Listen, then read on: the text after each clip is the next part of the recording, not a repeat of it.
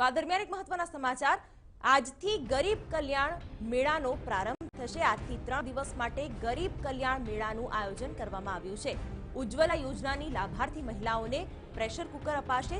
રાજ્યભરમાં 2 લાખ જેટલી લાભાર્થી મહિલાઓને પ્રેશર કુકર અપાશે।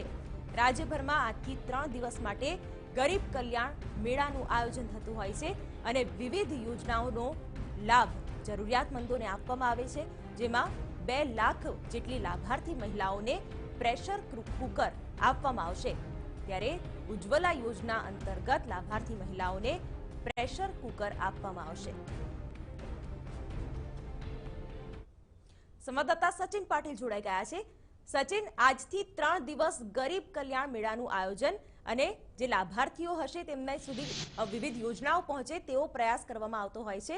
અત્યારે ત્યાં શું જોવા મળી રહ્યું છે, કેવા દ્રશ્યો?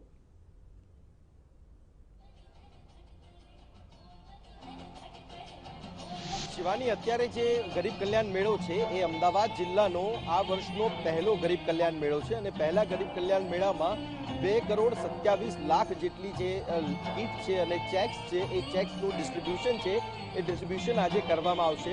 શિક્ષણ મંત્રી ભૂપેન્દ્રસિંહ ચુડાસમા આજે અહીંયા આ ગરીબ કલ્યાણ મેળામાં આવશે, ભાગ લેશે અને 5,000થી પણ વધુ લાભાર્થીઓ છે જેમને આનો લાભ મળશે। આ ગરીબ કલ્યાણ મેળાનો જે ગરીબ કલ્યાણ મેળો છે, ગરીબ કલ્યાણ મેળામાં જે તારીખોની વાત છે તો તારીખોની વાતમાં 5મી તારીખનો જે ગરીબ કલ્યાણ મેળો છે, ગરીબ કલ્યાણ મેળો નહીં થાય।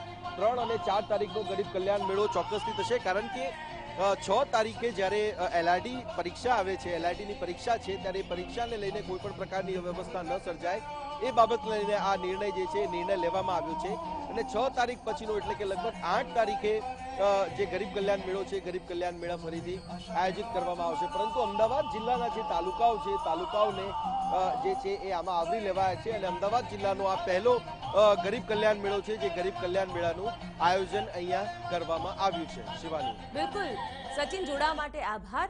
તો મહત્વના અપડેટ એ પણ મળી રહ્યા છે કે જે આ મેળાનું આયોજન કરવામાં આવ્યું છે તેમાં 5 તારીખના જે ગરીબ કલ્યાણ મેળા છે તેને રદ કરવામાં આવ્યા છે, કારણ કે 6 જાન્યુઆરીએ એલઆરડીની પુનઃ પરીક્ષા છે, ત્યારે તેને લઈને આ મેળા રદ કરવામાં આવ્યા છે।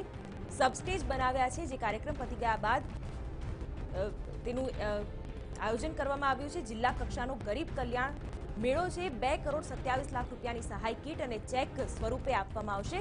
અમદાવાદ જિલ્લાના 5,000 જેટલા લોકોને આ ગરીબ કલ્યાણ મેળાથી લાભ મળશે।